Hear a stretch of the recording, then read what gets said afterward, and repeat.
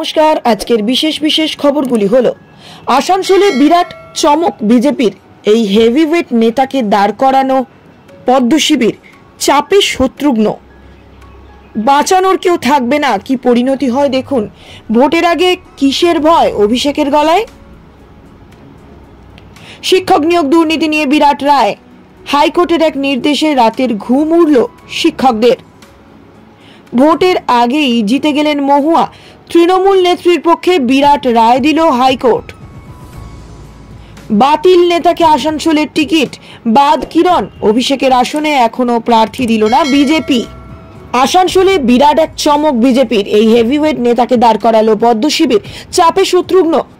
বাংলার 42টি লোকসভা কেন্দ্রের মধ্যে 40টি আসনের প্রার্থীর নাম আগেই ঘোষণা করেছিল বিজেপি, বাকি ছিল আসানসোল এবং ডায়মন্ড হারবার। বুধবার দক্ষিণ দিনাজপুরের বুনিয়াদপুরের সভা থেকেই সেই অপেক্ষার অবসান ঘটালেন কেন্দ্রীয় স্বরাষ্ট্রমন্ত্রী অমিত শাহ। 24 লোকসভা নির্বাচনে আসানসোল কেন্দ্র থেকে কে লড়বেন তা জানিয়ে দিলেন তিনি। প্রার্থী তালিকা প্রকাশের প্রথম দফাতেই আসানসোলে কে দাঁড়াবেন তা ঘোষণা করেছিল বিজেপি। জনপ্রিয় ভোজপুরি গায়ক অভিনেতা পবন সিংকে টিকিট দিয়েছিল পদ্ম শিবির, তবে নাম ঘোষণার পরের দিনই নির্বাচন থেকে সরে দাঁড়ানোর কথা ঘোষণা করেন পবন। এরপর থেকেই সেই আসনে কে দাঁড়াবেন তা নিয়ে বিস্তর জল্পনা ও কল্পনা চলছিল। অবশেষে এদিন আসানসোলের প্রার্থী হিসেবে সুরিন্দর সিং আলুওয়ালিয়ার নাম ঘোষণা করেন কেন্দ্রীয় স্বরাষ্ট্রমন্ত্রী। একটা সময় জল্পনা শোনা যাচ্ছিল স্থানীয় নেতা জিতেন্দ্র তিওয়ারিকে হয়তো আসানসোল থেকে দাঁড় করাবে বিজেপি, তবে সেই সকল জল্পনা ইতি টেনে আজ এস আলুওয়ালিয়ার নাম ঘোষণা করলেন অমিত শাহ। তৃণমূলের তারকা প্রার্থী শত্রুঘ্ন সিনহার বিরুদ্ধে ভোট ময়দানে দেখা যাবে এই পোড় খাওয়া নেতাকে। বাঁচানোর কেউ থাকবে না, কি পরিণতি হয়? ভোটের আগে কিসের ভয় অভিষেকের গলায়? শিয়রে লোকসভা নির্বাচন, এই আবহে কেন্দ্রীয় এজেন্সি দিয়ে বেছে বেছে বিরোধীদের নিশানা করছে বিজেপি। একাধিকবার এই অভিযোগ তুলেছে তৃণমূল কংগ্রেস। রাজ্যে এনআইএ এবং বিজেপির যোগসাজশ নিয়ে সুর চড়িয়েছেন জোড়াফুল শিবির।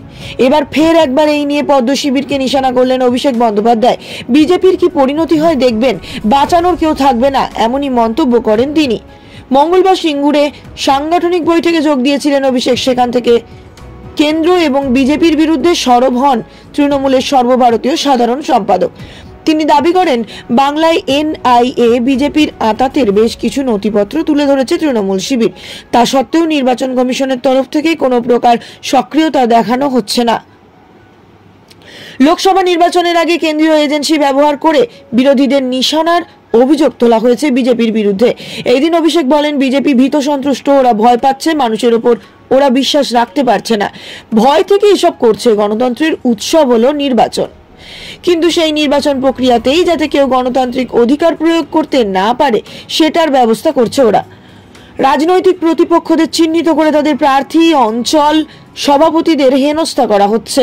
তৃণমূল সেনাপতির কথায় বিজেপির কাছে তারা বশ্যতা স্বীকার করেছেন। যারা মেরুদণ্ড বিক্রি করে দিয়েছেন তাদের ইডি সিবিআই ডাকে না, আর যারা করেননি তাদের জেলে ঢুকিয়ে দেওয়া হচ্ছে। উদাহরণ হিসেবে দিল্লির মুখ্যমন্ত্রী অরবিন্দ কেজরিওয়াল, ঝাড়খণ্ডের মুখ্যমন্ত্রী হেমন্ত সোরেন গ্রেপ্তারির কথা বলেন তিনি।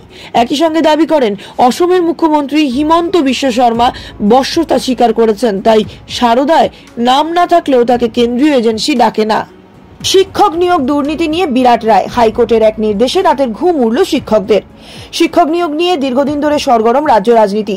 ইতিমধ্যেই রাজ্যের একাধিক হেভিওয়েটের নাম জড়িয়েছে এই মামলায়। দুর্নীতির জাল যেভাবে ছড়িয়েছে তাতে অবাক অনেকেই। এবার ভোটের প্রাক্কালে জিটিএ শিক্ষক নিয়োগের মামলায় তদন্তভার কেন্দ্রীয় এজেন্সি সিবিআই এর হাতে তুলে দিল কলকাতা হাইকোর্ট। মঙ্গলবার হাইকোর্টের বিচারপতি বিশ্বজিৎ বসু জানান জিটিএ শিক্ষক নিয়োগ দুর্নীতি নিয়ে একজন সরকারি আধিকারিক তাকে চিঠি দিয়েছেন। এর ভিত্তিতেই সিবিআই প্রাথমিক অনুসন্ধান করবে এবং আগামী 25 এপ্রিল রিপোর্ট জমা দেবে। একই সঙ্গে জিটিএও সেদিন একটি রিপোর্ট দেবে। যাদের বিরুদ্ধে বেআইনিভাবে চাকরি পাওয়ার অভিযোগ উঠেছে, তারা কিভাবে চাকরি পেয়েছেন, কার সুপারিশে চাকরি পেয়েছেন, তাদের যোগ্যতা কি, এই বিষয়ে হলফনামার আকারে রিপোর্ট জমা দিতে হবে। এদিন উচ্চ আদালতের পর্যবেক্ষণ সরকারি আধিকারিকদের লেখা সংশ্লিষ্ট চিঠিতে যে তথ্যের উল্লেখ রয়েছে তার বেশিরভাগটাই নষ্ট হয়ে গিয়ে থাকতে পারে বলে জানা যাচ্ছে। সেই কারণে এই বিষয়ে সিবিআইকে তৎপরের সঙ্গে অনুসন্ধান করতে হবে। গতকালের শুনানিতে বিধাননগর থানার ওসিকে বেশ কিছু কড়া প্রশ্নও করেন বিচারপতি। ভোটের আগেই জিতে গেলেন মহুয়া, তৃণমূল নেত্রীর পক্ষে বিরাট রায় দিল হাইকোর্ট। প্রশ্ন, ঘুষ কাণ্ডে সাংসদ পদ খোয়াতে হয়েছে তৃণমূল নেত্রী মহুয়া মৈত্রকে। টাকার বিনিময়ে সংসদে আদানিদের বিরুদ্ধে প্রশ্ন করার অভিযোগ উঠেছিল তার বিরুদ্ধে। সম্প্রতি ভোটের আবহে তার বাড়িতে হানা দেয় কেন্দ্রীয় এজেন্সি সিবিআই। এসবের মধ্যেই তৃণমূল নেত্রীর জন্য এলো সুখবর। মহুয়ার দাবি, তার সাংসদ পদ খারিজ হওয়ার পর তাকে নিয়ে নানান মন্তব্য করেছেন তার একদা বন্ধু জয়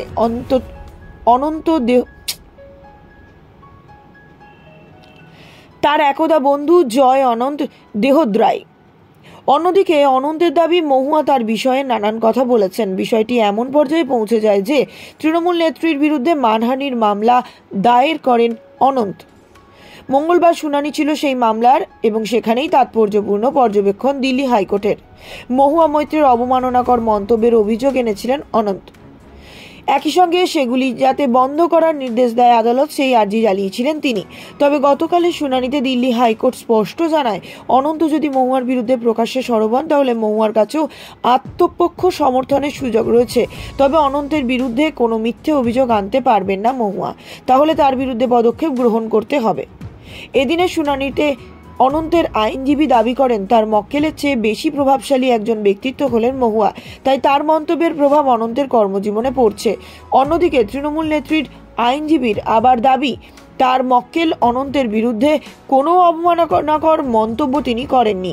তিনি যা যা বলেছেন সবকিছুর পিছনে যুক্তি রয়েছে বলে দাবি করেন তার আইনজীবী। বাতিল নেতাকে আসানসোলের টিকিট, বাদ কিরণ অভিষেকের আসনে এখনো প্রার্থী দিল না বিজেপি। ডায়মন্ড হারবার লোকসভা কেন্দ্রে এখনো প্রার্থী দিতে পারল না বিজেপি। আজ দেশের নিরিখে 10ম প্রার্থী তালিকা প্রকাশ করলো আর পশ্চিমবঙ্গের 4র্থ তালিকা প্রকাশ করলো। আসানসোল থেকে লড়বেন সুরিন্দর সিং আলুওয়ালিয়া, কিরণ খেরকে বাদ দেওয়া হলো। লোকসভা নির্বাচনের জন্য 10টি প্রার্থী তালিকা প্রকাশ করে ফেলল বিজেপি, কিন্তু এখনো ডায়মন্ড হারবারে তৃণমূল কংগ্রেসের সর্বভারতীয় সাধারণ সম্পাদক অভিষেক বন্দ্যোপাধ্যায়ের বিরুদ্ধে কোনো প্রার্থীর নাম ঘোষণা করতে পারল না গেরুয়া শিবির। তবে পবন সিং কাণ্ডের পরে আসানসোল লোকসভা কেন্দ্র থেকে প্রার্থীর নাম ঘোষণা করলো।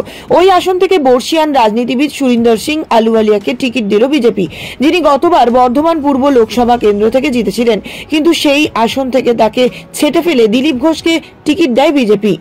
শেষ পর্যন্ত আসানসোল কেন্দ্র থেকে সেই বাতিল নেতাকেই টিকিট দেওয়া হলো।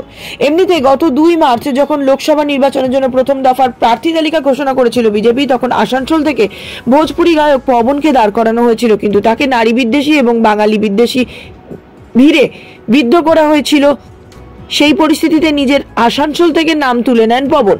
তার জায়গায় তৃণমূল কংগ্রেস প্রার্থী শত্রুঘ্ন সিনহা দাঁড় করিয়েছিলেন। তা ঠিক করতে প্রায় 5 সপ্তাহ সময় নিল বিজেপি। একটা সময় আসানসোল থেকে বিজেপির সম্ভাব্য প্রার্থী হিসেবে জিতেন্দ্র তিওয়ারিরও নাম উঠতে শুরু করেছিল, কিন্তু কয়েকদিন আগে প্রাক্তন বিধায়কের বিরুদ্ধে যে অভিযোগ তুলেছে তৃণমূল, সেটা তার সম্ভাবনা কমিয়ে দেয় বলে বিজেপি সূত্রে খবর। তৃণমূল দাবি করেছে যে গত 26শে মার্চ জাতীয় তদন্তকারী সংস্থার সুপার ধনরাম সিং এর ফ্ল্যাটে গিয়ে কোন কোন তৃণমূল নেতাদের গ্রেফতার করতে হবে সেটার একটা তালিকা দিয়ে এসেছিলেন জিতেন্দ্র। ফ্ল্যাটে ঢোকার সময় তার হাতে একটি সাদা প্যাকেট ছিল, যাতে টাকা ছিল কিনা তা তদন্ত করে দেখার জন্য দাবি তুলেছে তৃণমূল কংগ্রেস। আজকের মতন খবর এখানেই শেষ হচ্ছে।